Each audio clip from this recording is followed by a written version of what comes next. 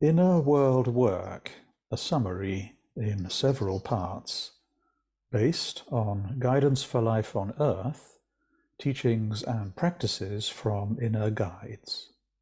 Abridged and read by me, Stephen Busby. For more on the field of this work, see guidanceforlife.info. 1.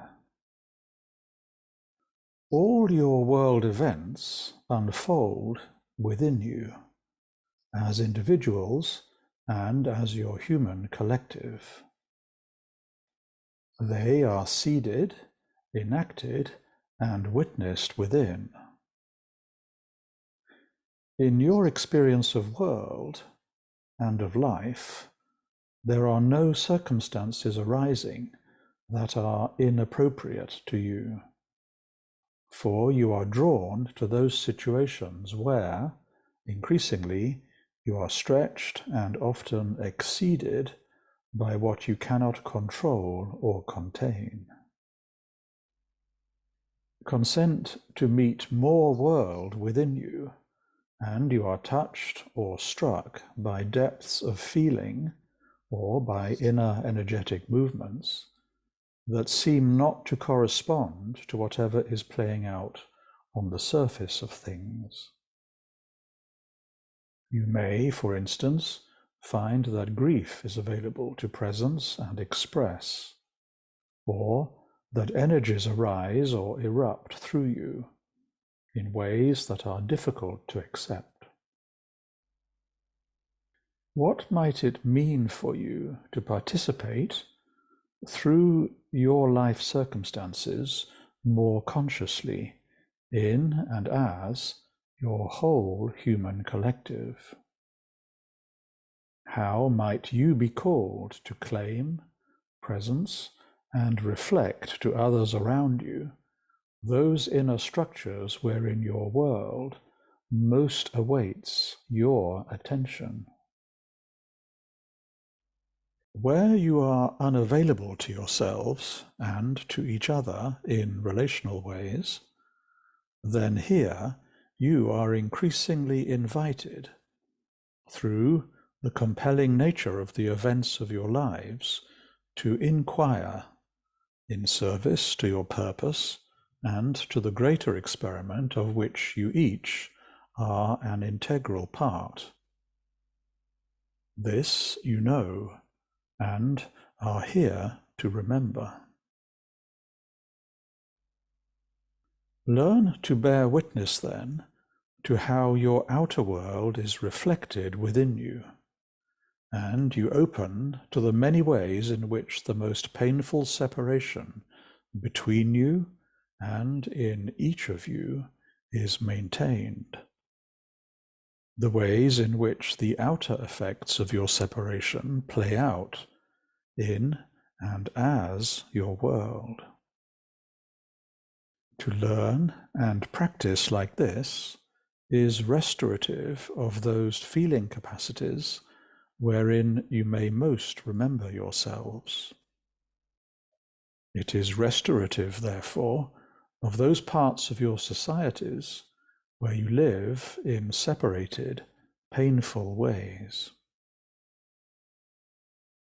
As everyday life proceeds around you, you need only pause, still yourselves, and sense underneath whatever is presenting on your surfaces.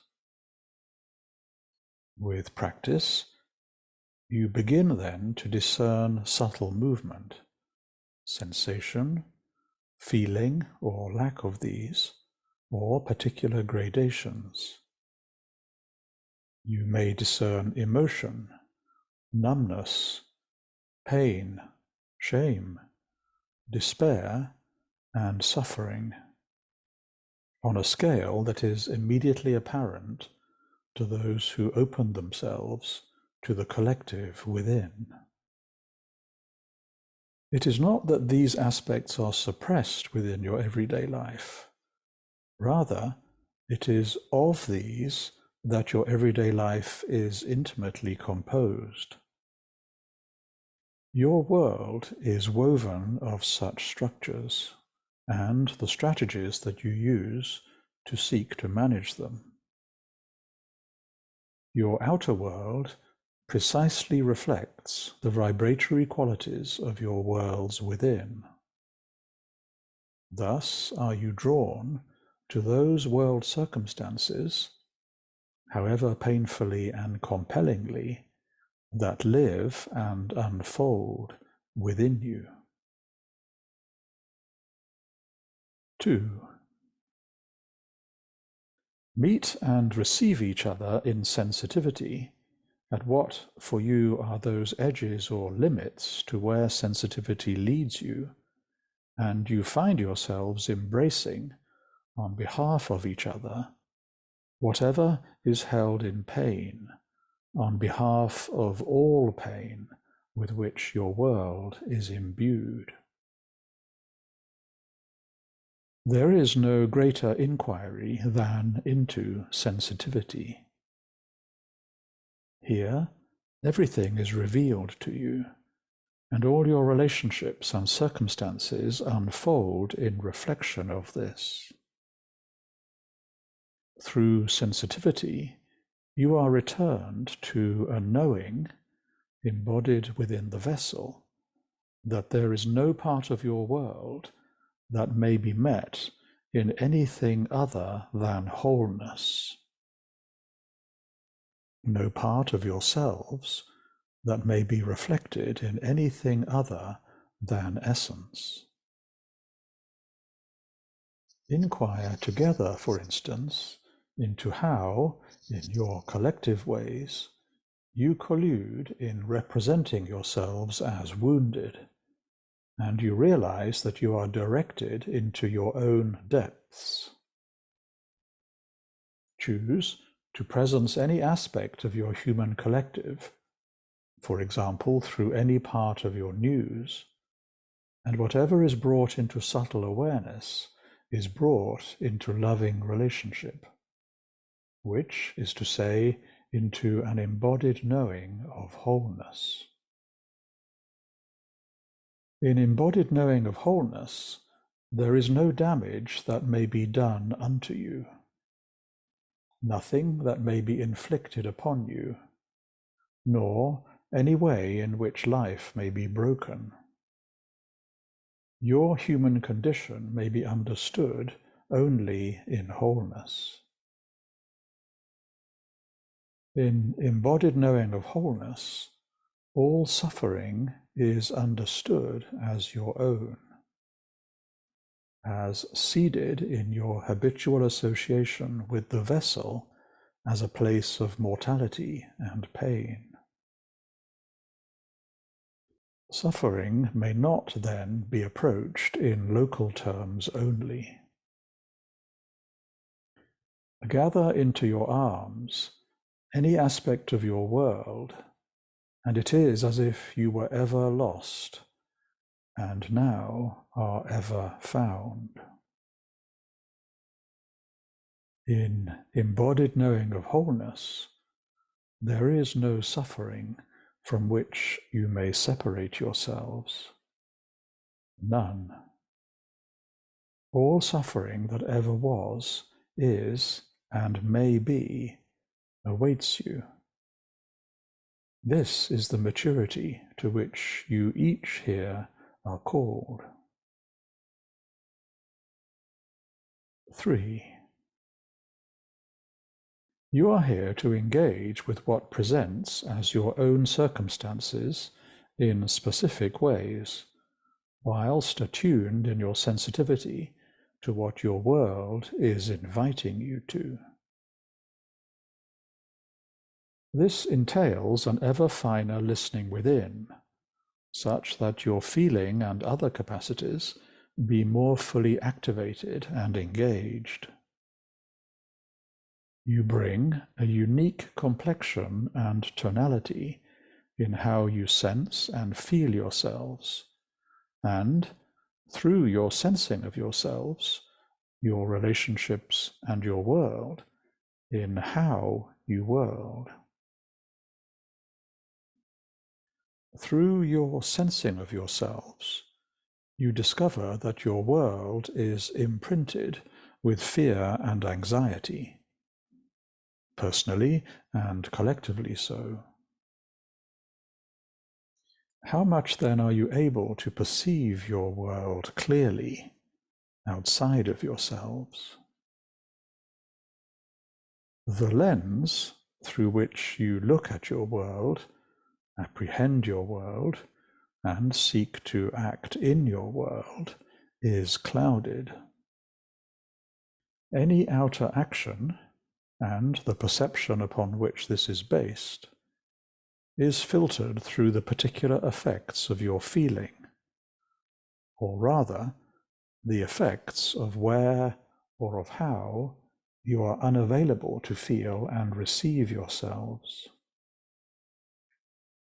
The effectiveness of any outer action or intervention tends then to be partial at best, and is more often distortive in what it seeks to achieve. Where there are areas of life from which you shrink, areas that you cannot allow because you believe them to be too painful, areas that lie beneath the threshold of your awareness, then these become your primary and subliminal drivers, fuel for those circumstances where you seek to intervene and effect change. The pain in yourselves, wherever this is suppressed, is of more significance than whatever is perceived outwardly in your world. It is the pain within that you deprive of loving contact and presence. This pain that is expressed as your world. Whatever you perceive there as your world, however you seek to act or intervene there outside of yourselves, is an effect of where and how, through pain, you are numbed within. To turn within, to meet and touch and hold yourselves, wherever or however you are not met, not touched, not held, is the most radical act of which you are capable, and to which you are called. It is the most potentially transformative act available to you, and the one to which, collectively and relationally, you are least inclined. It is an act of primal importance to you, because it is of essence relational. It is of your primary relationship of love. From and through this relationship, all else follows. Those outer crises and upheavals which now transfix you as they unfold and erupt around you are as nothing relative to your state of crisis within. It is to this relational crisis that you are called. 4. You are free to choose to embrace all that appears as polarized in your world. For you are here to participate in the wholeness of human experience in and as your world, in the fullness of its unparalleled beauty and of its inexpressible horror. There is no black and there is no white. There are perhaps gradations, better represented as differences in depth and vibrational intensity. There are no saints nor sinners amongst you, for you are all that and more. You commit no apparent acts of courage or self-sacrifice, without also those acts of apparent depravity with which you provide yourselves, to learn the lessons that you invoke with others who incarnate with you. In that sense, you suffer with and through others, exalt and honor others as you do yourselves. 5. Consider those conditions of material suffering present in your world. Allow for a depth of suffering which feels to you unimaginable or unbearable in its intensity. Allow for surroundings that are unrelenting in cruelty or poverty. Allow for barren hope, the absence of love or comfort, the reality of physical or emotional degradation, or chronic pain. Allow feeling and emotion as these may arise. Allow any seemingly contradictory feelings or judgments in you, including any that surprise you in not fitting with your view of yourselves and of your morality. You are allowing yourselves to presence probable conditions and circumstances which, to some extent, live and resonate within you as world. This is of great value, not as an exercise in compassion, for instance, or in imaginative or empathic reach, but rather in terms of those denser energetic imprints within you, of which, in human terms, in worldly terms, you live in some denial, in order to be able to live in your consensual reality at all. Continue to collude in structures of society wherein you create experiences of light and dark, of good and evil, of heaven and hellfire, and you suffer those consequences that arise, while, to some extent, dissociating yourselves from their larger movement or deeper origin. 6.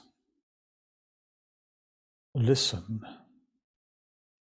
Do you hear a child screaming in needless suffering somewhere within your world, as world, of whom some other humans are aware in dissociation?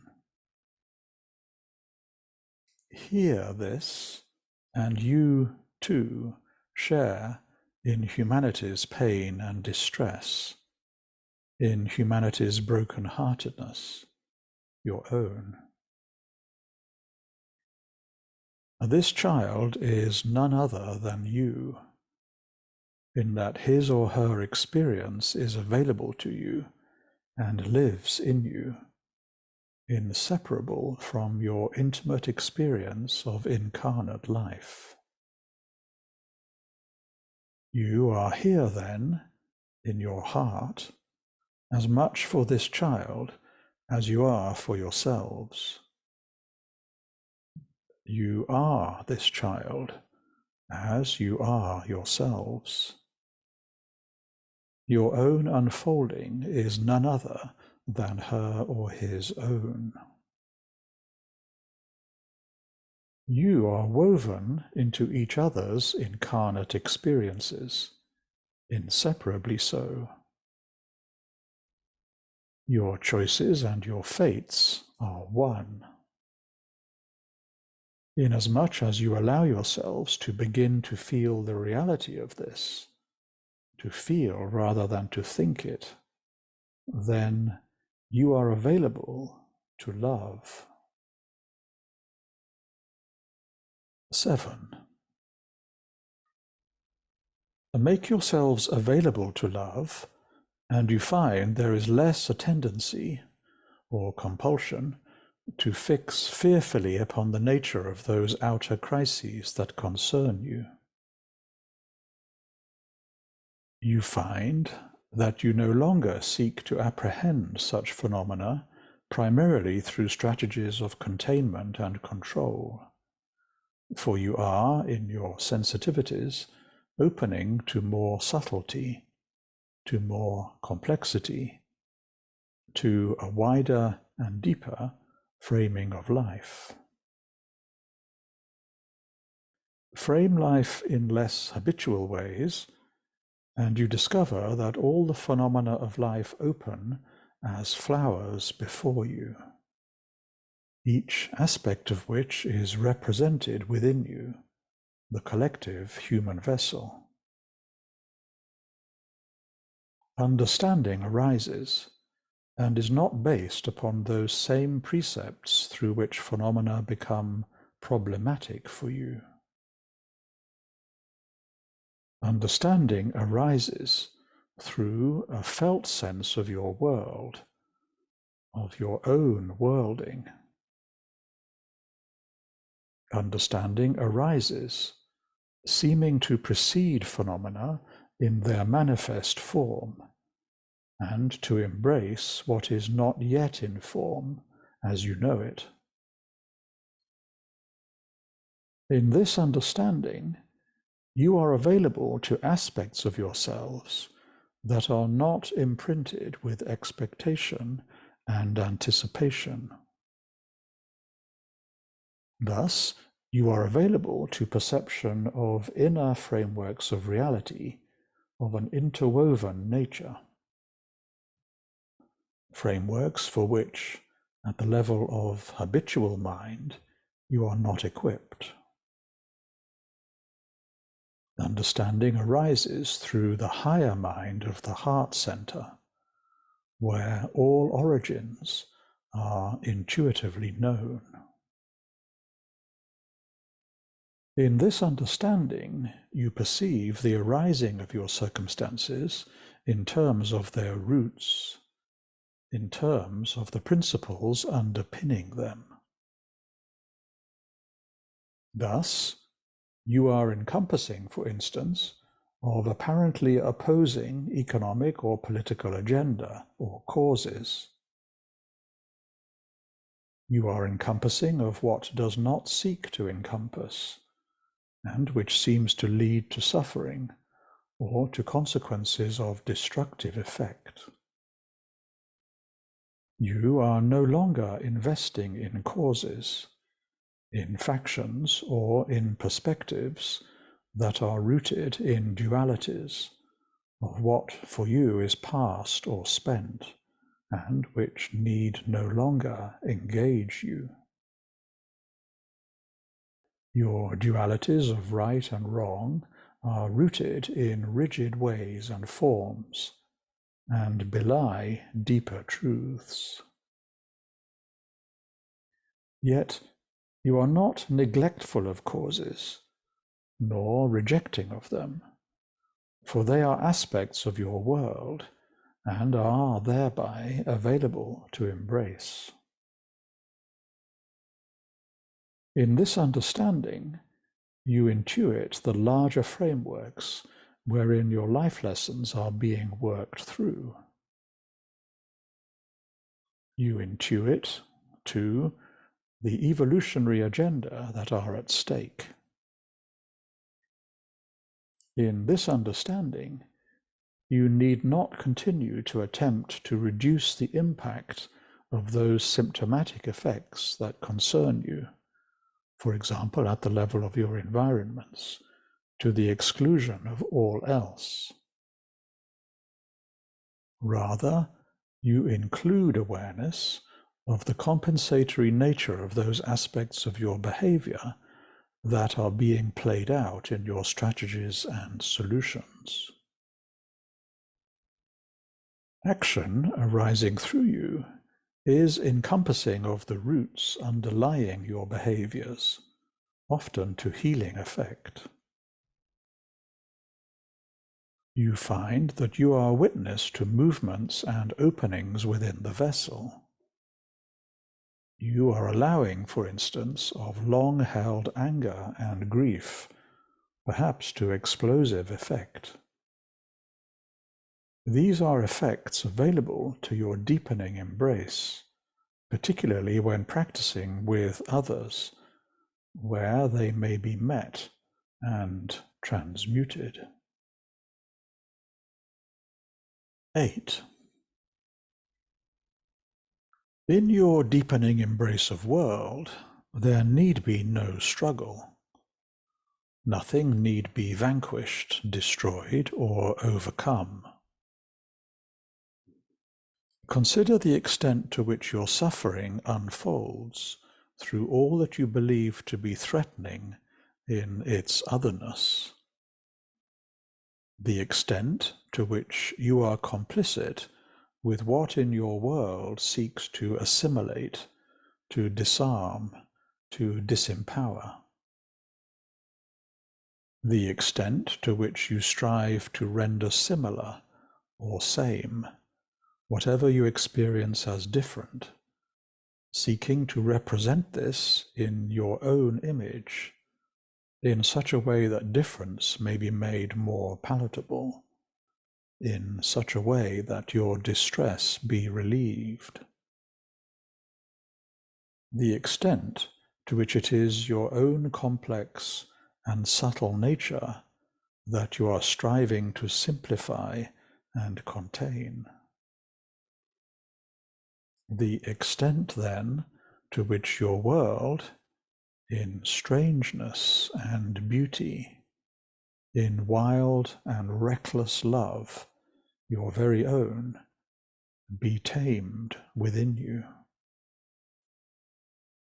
Through your circumstances, you summon yourselves to an embodied understanding that there need be no battle, and that to erect barriers, to imprison, to isolate or punish, to disenfranchise any aspect of your collective selfhood, of your living world, is to diminish yourselves, for you disown all that which in yourselves is available in potential. There is no punishment that does not dishonor you. Understand this, and all that you fear is threatening is embraced and returned. Thus you thrive and flourish through a nourishment bestowed upon the vessel that does not derive from your usual framework of identification. A nourishment of an entirely other vibration than those cycles of stimulation and response to which you are habituated. A world in you, as you, is infilled with frequency and uplifted. You rest in the knowing that there is nowhere for you to go and nothing you need attain. Within the context of your greater experiment, you are embodying of that evolutionary process for which you come here into incarnation. And at the level of your incarnational cycles, much is complete. 9. Learn to care for your vessel within all vessels, as if in collective terms you are of one indivisible vessel, which you are. Your world is transformed beyond your current imagining. Mind is transformed. The vessels are clarified and rendered more translucent. Higher order capacities within you are activated. The heart center is less encumbered and is expressive of the full radiance of your emanation. To live within and as a clarified vessel, as a practice, is to consent to a higher vibrational rate of life, an intensity of life and of life's greater thrust through you, for which, at the level of your cultures, you are unprepared. There need be no question of preparedness. Culturally speaking, you are prepared only for the past in your terms. The consent to live at a higher vibrational rate of life, and much of the cultural content of your life is uplifted, such that culture as you presently know that aspect of human life be no longer sustained in the same ways. As your cultures become more internally cohered, according to your own rhythmic alignment, you are enabled collectively to attend to what otherwise is not perceptible in your collective terms. In some senses, you are enabled to perceive and experience yourselves as world for the first time. You are enabled to begin to world, to invoke and to embody world through conscious intent. You may find that a deeper process of grieving is able to be engaged. This can lead to a releasing, to a healing of those compacted structures that constitute the basis of your current cultural forms.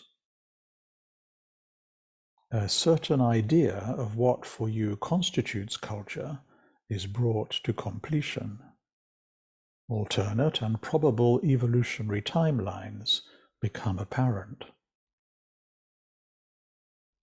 Through these practices, you are brought to an authenticity and transparency with others that is otherwise unknown in the vessel. You are brought into loving contact with all those aspects of yourselves and of each other that are consigned to the margins of the personality, to its arid zones of scarce habitation, laid waste, for instance, through shame and neglect.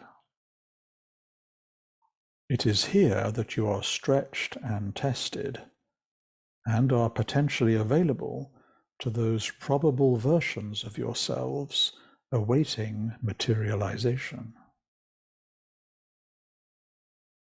10. Listen within. Act within. What point is there in your seeking to act in outer ways only, to the exclusion of those inner realities from which your outer arises?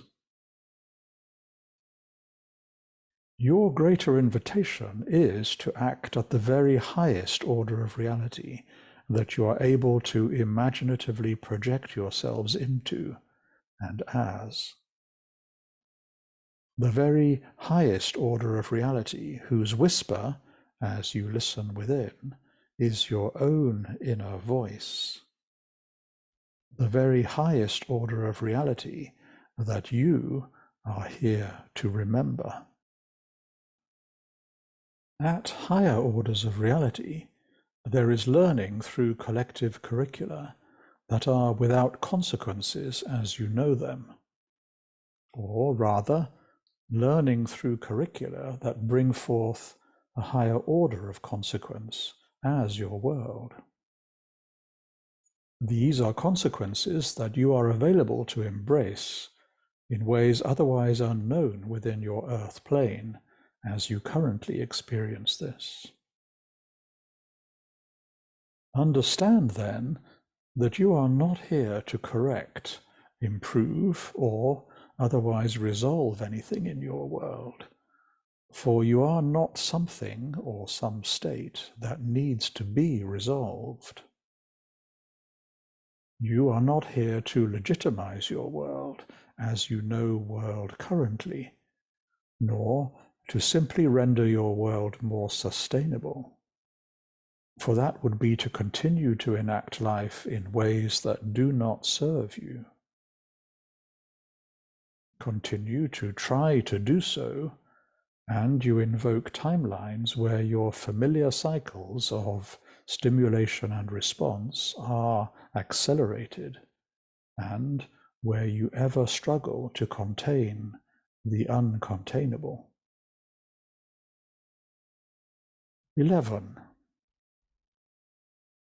Observe how, at your consensual level of reality, there arise circumstances of accelerating crisis.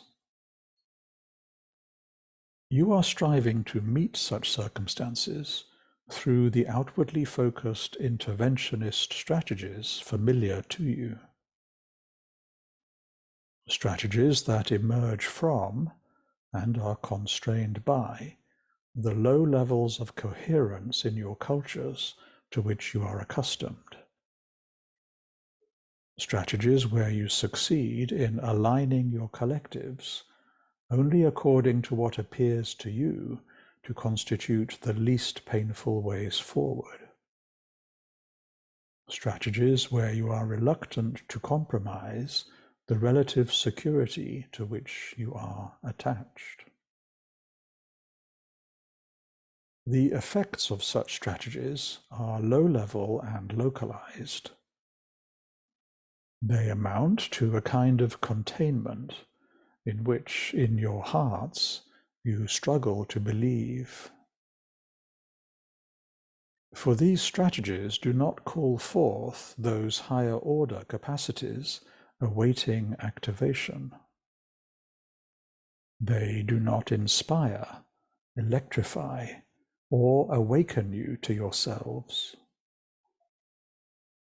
They keep you in ever-accelerating attempts to render yourselves fireproof, while outside the door your world burns. Continue to resort to such strategies, and you discover that your crises easily exceed you. As your circumstances unfold, and clearly cannot be apprehended other than in ways which appear to generate further suffering, to what then, in yourselves, do you choose to surrender? Whom do you choose to become? You are being brought to an encounter with yourselves, deep within, that may no longer be delayed. 12. Your worldly circumstances may be met very differently if you so choose. Attend with love to whatever is next available to presence within you through the practices suggested here and elsewhere, and much is surfaced, combusted, and cleared. Much is activated and awakened. Much is translated through you in outer terms, in collective terms, as worlds entirely other than those you know. Presence what awaits you in relational ways especially, experimenting beyond the familiar boundaries of your consensual ways, and you bring forth alternate worlds.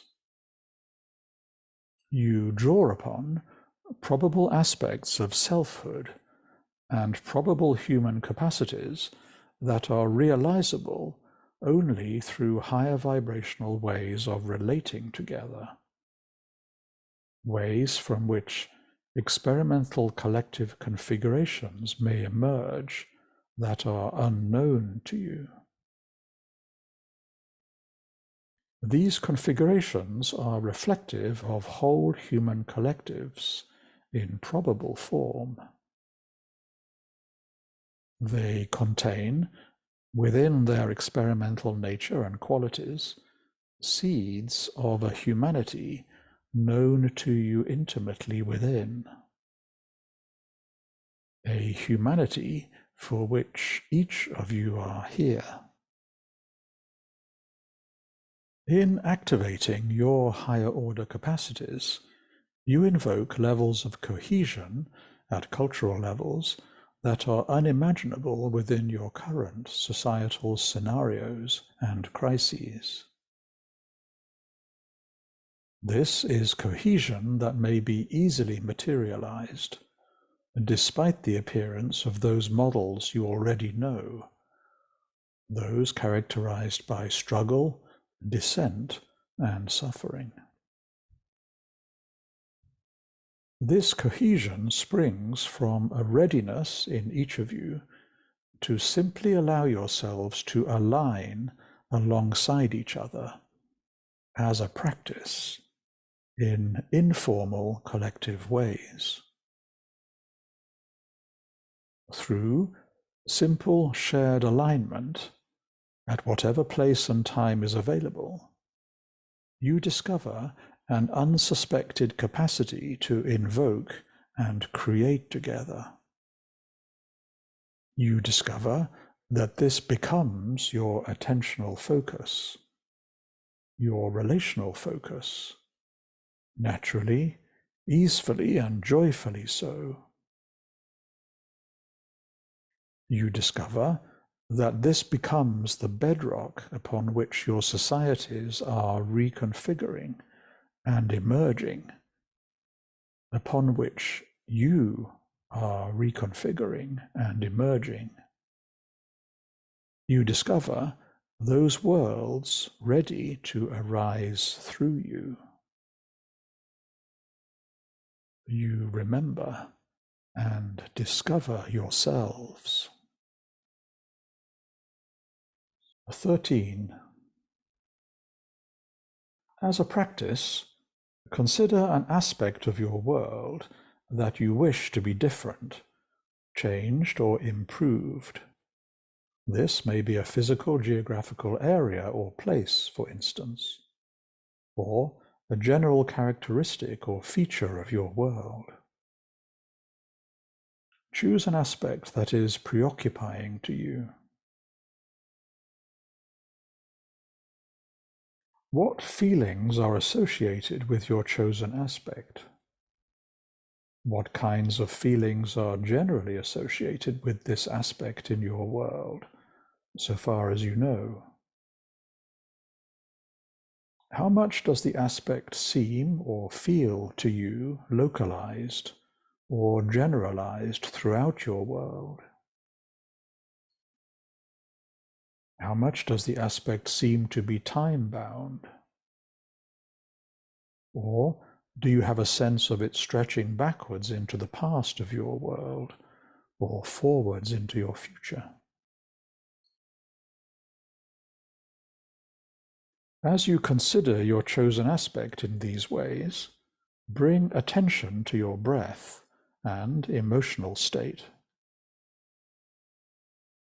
Beyond or beneath thinking, and without effort, can you allow a background sense of your emotional state? This may appear slight or subtle, yet become more evident as you bring gentle awareness. As you do so, you may notice inner movement or fluctuation. Name again the chosen aspect quietly to yourselves. You are holding inwardly an aspect of your world that is of concern to you, while aware of the larger or deeper context of your holding. Specifically, you are inviting a sense of any emotional content moving in you in association with your outer concern. You are presencing your concern as well as the impact in you of your concern. In invoking an aspect of concern, you are imbuing your concern with qualities of an emotional coloring. There is then the aspect or area of concern itself, as well as what your concern is imbued with in you. Within your framework, it is generally not possible to invoke any aspect of your world without that aspect becoming energetically imbued in some way through the quality of your attention. It is of significance to you that you realize the extent to which nothing may be invoked in your world without some subtle coloring or shaping of its context, often of an emotional nature. Your world is predominantly emotionally shaped or colored, much more than you may know. All that is invoked in and as world is invoked through you as humanity, through your particular experience and disposition in life, through humanity's particular emotional composition and tendencies. Imagine then the impact of a proportion of humanity bringing its focus to a particular area or aspect of worldly concern. Imagine also the impact of that focus, imbued with qualities of an emotional kind, on what for you is a mass scale. Imagine that this impact is of a certain consistency or continuity in terms of those qualities, by which we mean that the aspect or area tends to attract or arouse qualities of a consistent kind in your world. Imagine, therefore, how this impacts energetically upon the area or aspect of concern. There are areas of your world that receive a great deal of concentrated attentional focus on what for you is an immense scale, in terms especially of intensity of focus, and in terms of the qualitative nature of that focus. Given the current prevalent worldview on some aspects of your worldly unfolding, and of what for you is your environment in particular, there is strong consistency in the kinds of qualities with which your attention and concern are imbued. It is not that such qualities overly impact those areas of concern to you, but rather that those areas are principally imbued with, and are thereby composed of, and shaped by, emotional coloring and content. This is subtle content of an intensity and a consistency which directs the unfolding of what for you are worldly situations and events. There are no situations or events inseparable in the ways of their unfolding from those qualities with which you imbue your focus. None.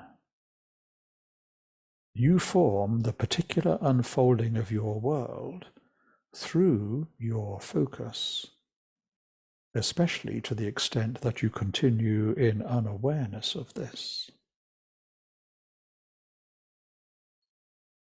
14.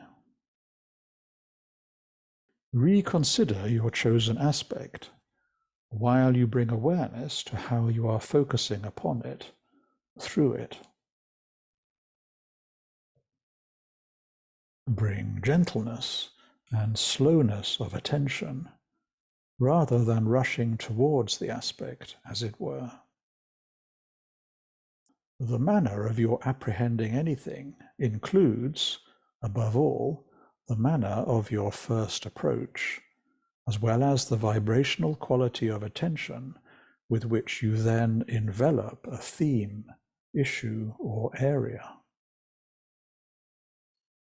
This is a practice that draws upon certain capacities in you, in potential, for it enables you to approach, apprehend, and presence aspects of your world in wholeness, in ways that are perhaps unknown to you.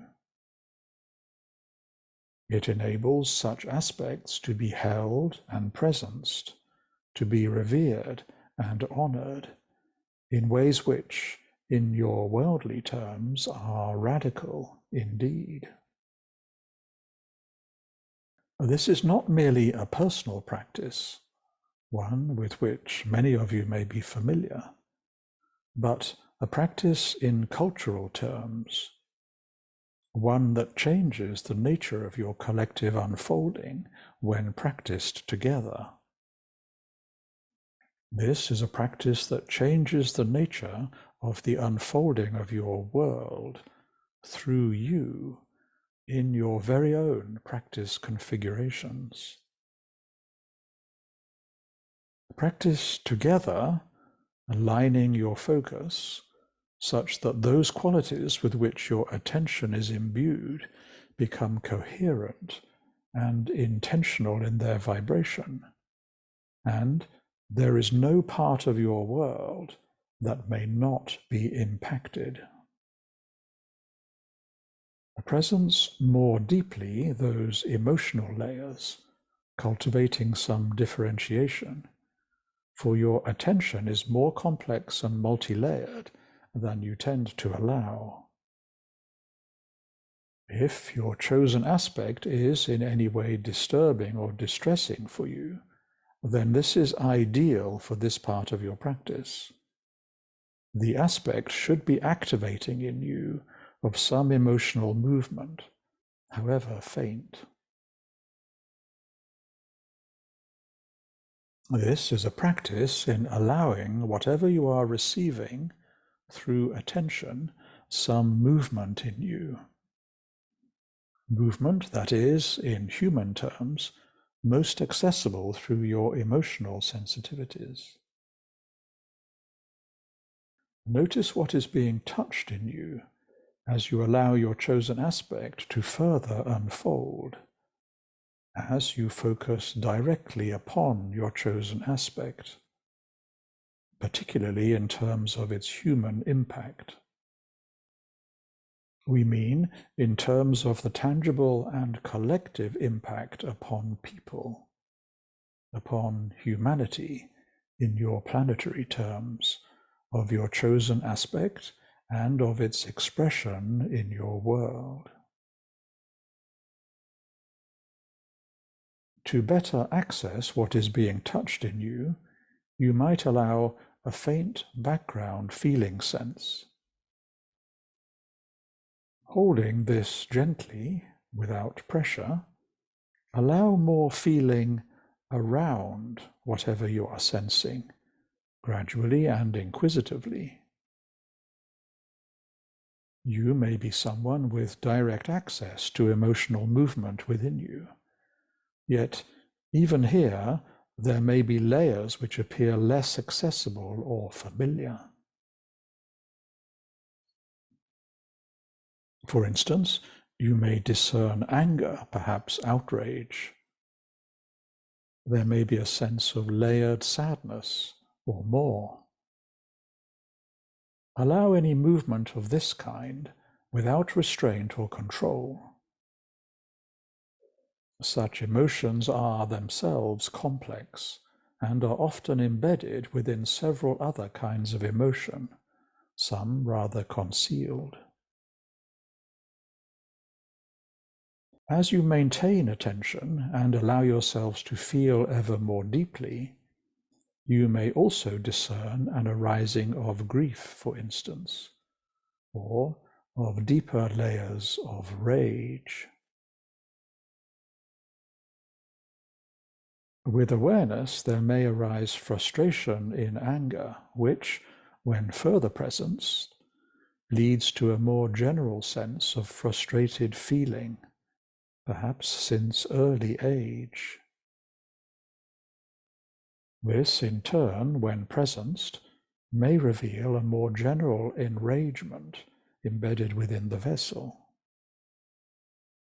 These are common elements of human experience, all the more common since suppressed to some extent and marginalized within your cultures. Much of what you come into contact with here may not appear tangible to you, for it is likely that, in or through the layering, you detect numbness or some absence of feeling. Allow awareness rather than trying to force or find feeling, for these are valid layers and perhaps harder to discern, and they are liable to be dismissed or discounted, negated or denied. Allow, therefore, for gaps in feeling or any sense of lack.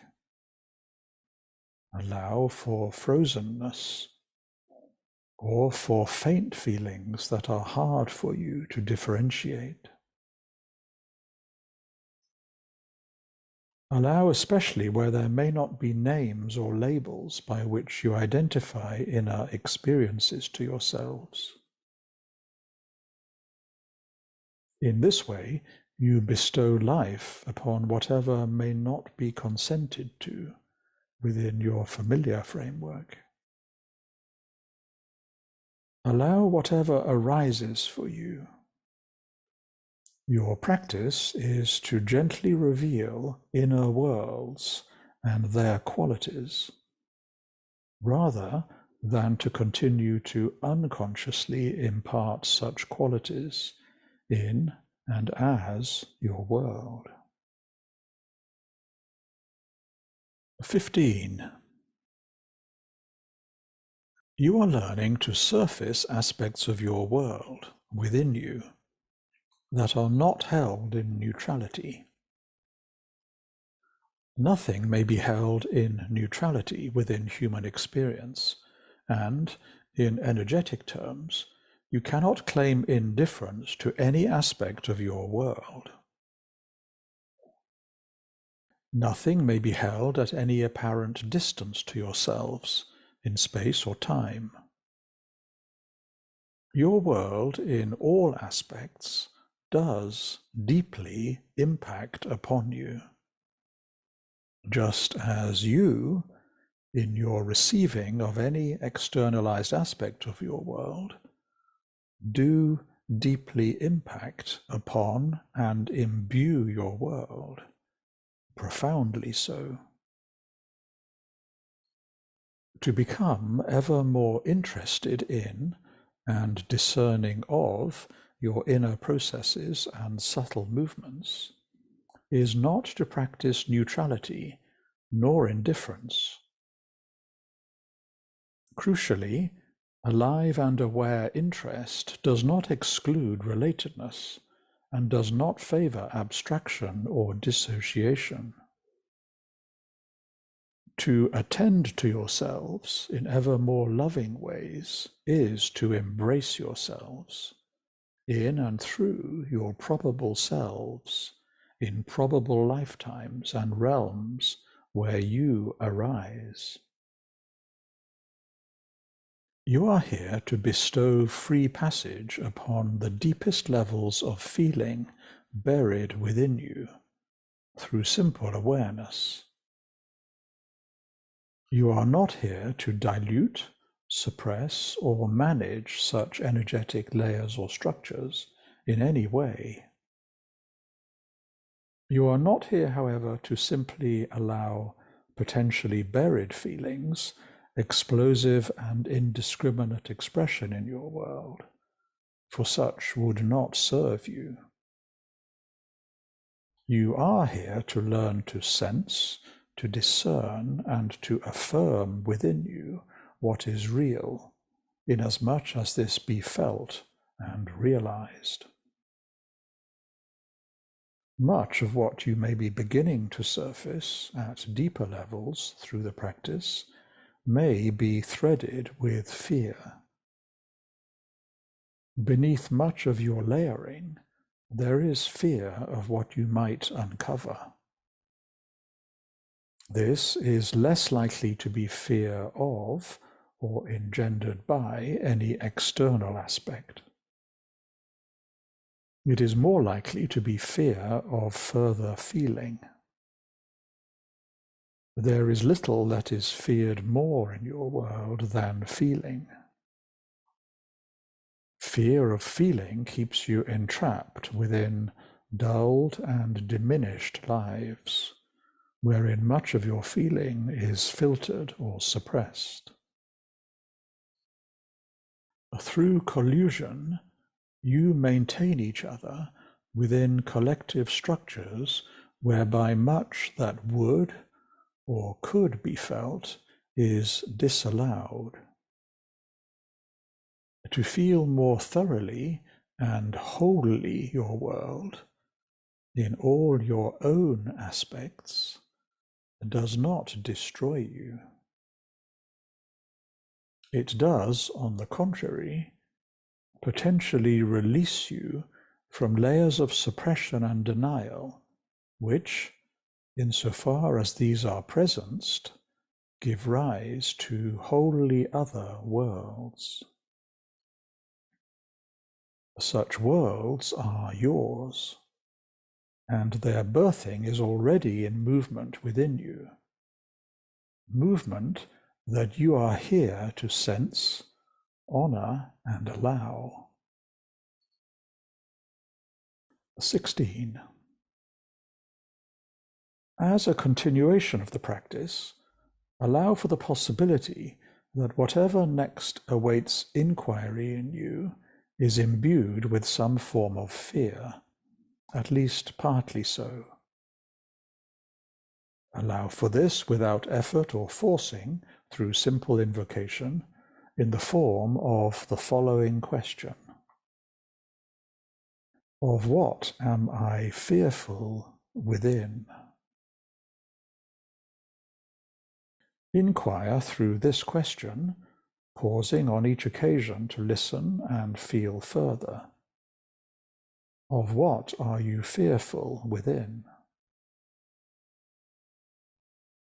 It is helpful to simply receive whatever arises in response to this question, kindly so, without reacting, nor of course suppressing any reaction. Your goal is not to find an answer, for there may be many at many levels, but rather to practice noticing and receiving what arises through a loving response. Whenever something does arise, then you could quietly respond to yourselves with the following words. Yes, this too is loved. Thus, if some reaction arises, then you meet yourselves in reaction through those words. There may be many inner aspects awaiting your attention.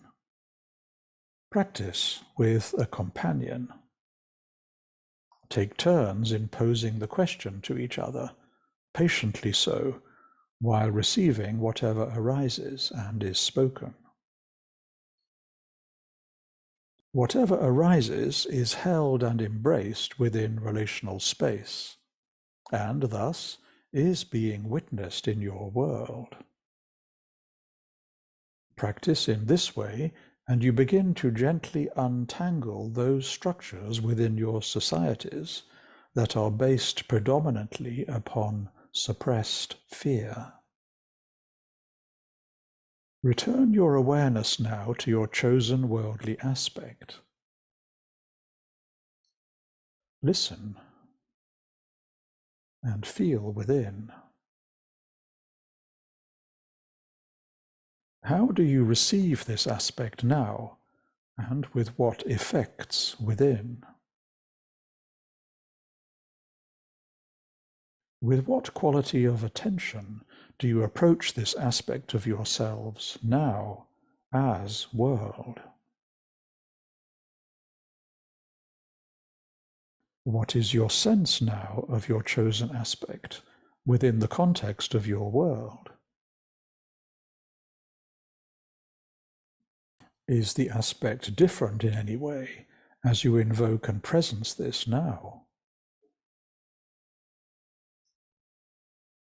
Are there any words or movements that arise through which you would wish to receive this aspect, to address this aspect, to embrace this aspect? Consider these questions slowly and spaciously, allowing for whatever comes, freely so.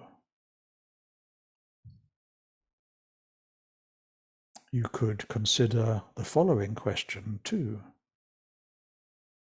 Who is here within to receive me? 17. You cannot look in distress at something apparently outside yourselves without imbuing what you look at with distress, as well as with other layered qualities within your distress, qualities that may be closer to the seeding of your distress. Your distress is not merely compassionate then, but also contributory. Your distress is active, as are all forms of emotion, and the movement or manner in which you direct your distress constitutes inner action. Thus is your world formed. Thus may you choose to form self and world. Thus may you choose to world differently. In one sense, it is unhelpful to speak of distress. Consent rather to presence what appears to you as distress through patient inquiry, and you drop further within, towards the stuff or the layers of which distress is composed. You discover how distress and all such phenomena is energetically maintained. You are then far from what may otherwise be associated as yours, and you are closer to the seeding of such energies, which is where they may most effectively be met and embraced by no one other than you. In your embrace, you are not attached to what you construe and claim as your distress. You are seeking and inquiring in a spirit of unknowing, in a spirit of deep interest, perhaps of wonder and awe. Consent to inquire in these ways, in regard to your world and its perceived condition, your own, and you may well surface grief. There may also arise a yearning to encompass or embrace, a longing to bring comfort and healing. You may uncover anger unknown to you, outrage, perhaps a passionate outbursting which would seek to dismantle, even destroy, in such a way that parts of your world would be swept away. You risk then exceeding the world of your known and mapped feeling territories as you enter more uncharted spaces. You may find a wish, a reflex, to attach to still feasible feelings, familiar feelings, in order to not drop deeper within, towards what might feel to you uncontainable or explosive in its effect. Much of your distress, and perhaps indifference, is maintained and rendered manageable in compensatory ways, such that deeper fears of overwhelm and, for instance, fears of existential annihilation may not be too closely approached. It is highly beneficial to begin and deepen such inquiry together with companions in ways that are at root relational. Thus, you provide a context and, in your terms, a containment which allows much to be surfaced, which otherwise the personality would not permit. Through your inner senses, you are enabled to drop deeper within than you may know, and to discern far further than those ways and places where otherwise you tend to content yourselves. You are enabled to do this, to embody yourselves in these ways, primarily through your feeling capacities. Through feeling, you reach far further than you may know. Is there, for instance, a burning in your world, of whatever kind? Are there aspects wherein you burn and are consumed in flames by deeper feelings than you otherwise tend to allow? Do you discern degradation or neglect in your world, deep within you? Is your earth subject to abuse, to exploitation of weakness or of vulnerability, perhaps echoing what you also discern as your own? We urge you to inquire within, to discern what in you is being touched, even that you may scarcely bear to presence yourselves here. Know that you are here to presence world within you in ways and to an extent that your world may not otherwise be yet known. You are here to know and to embrace your world intimately, to witness its arising, its circumstances, as your own. You are here to know yourselves as world. You are not here, then, to consent to worldly conditions with which you may live in tolerable discord, in denial of your humanity. You are not here to feel merely dissatisfied, discontented, or indifferent. You are here to seed worlds, those which reflect the highest potentialities, yet unrealized in human imagination. All the circumstances of your world await your attention. 18.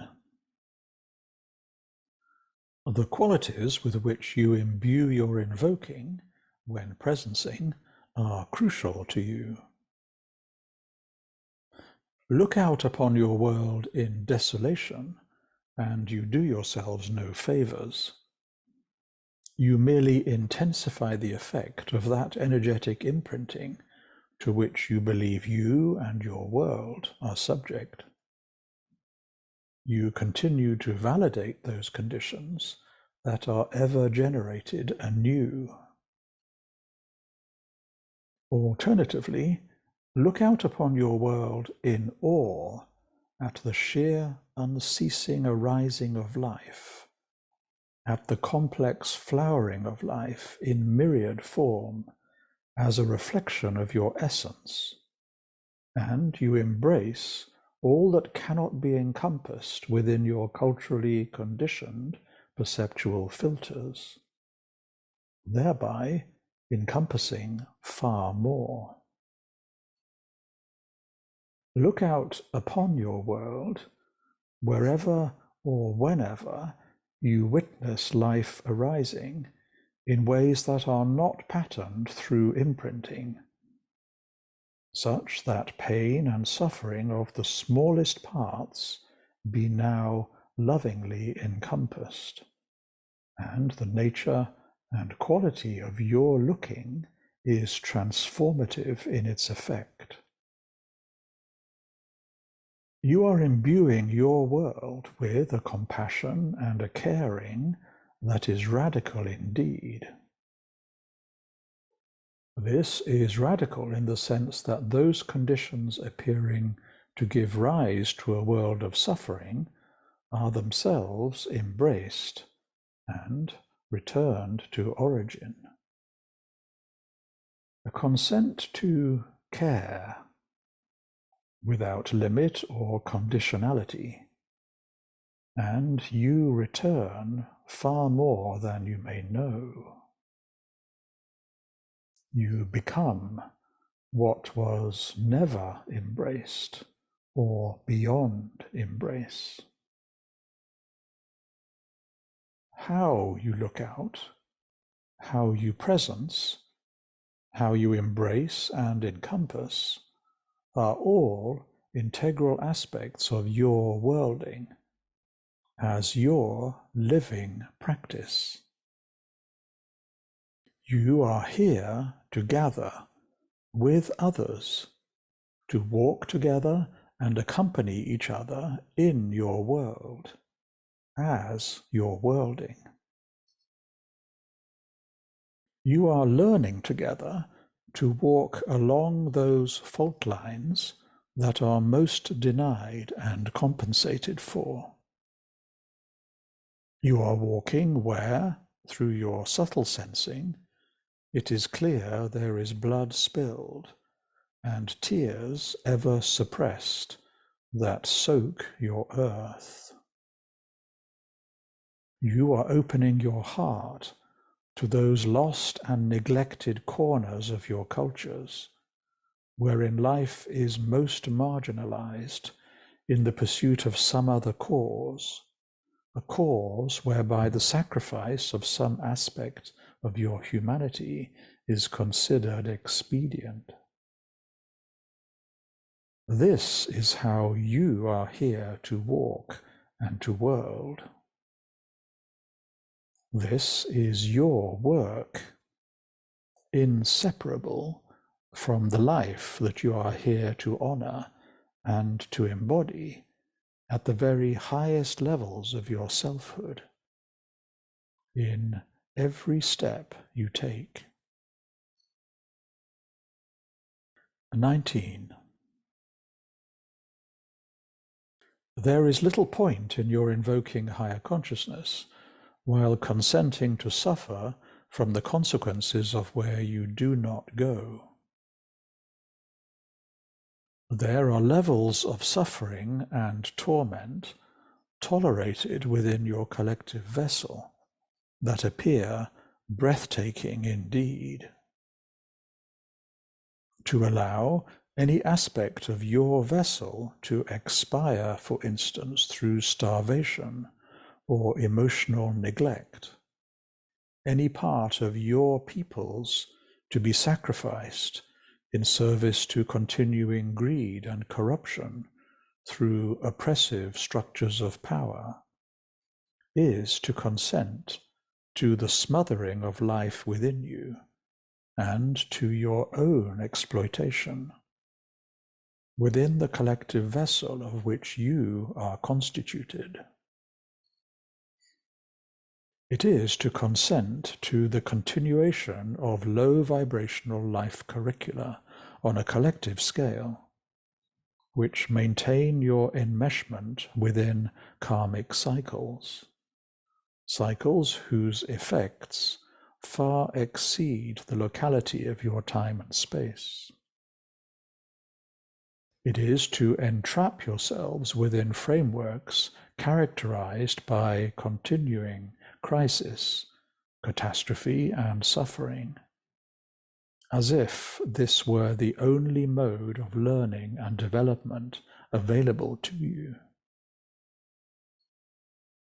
There are those of you here with capacity to presence and to surface through consciousness, particularly through the heart center, the densest aspects of human experience, meaning not those aspects that are apparently in play within your current era, but those that you sense are ever present and erupting throughout your histories, known and unknown, those whose echo you also hear in your possible futures and beyond.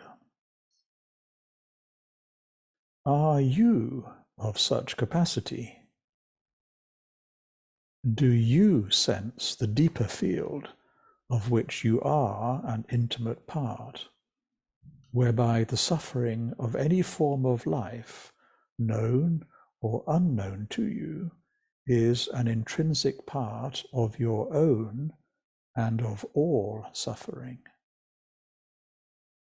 Then you are blessed, for you are on purpose and are available to the higher vibrational movement of life within you. This is a radical calling, one that encompasses all that is trashed, terrorized, violated, and downtrodden.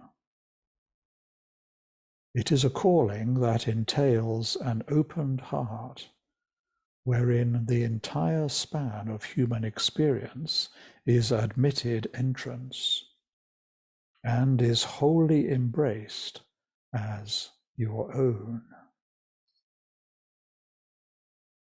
20. Consider that you are inviting, through your world events, a response of a different order to those that you tend at a collective level to believe that you need, regardless of the nature of the crises that confront you.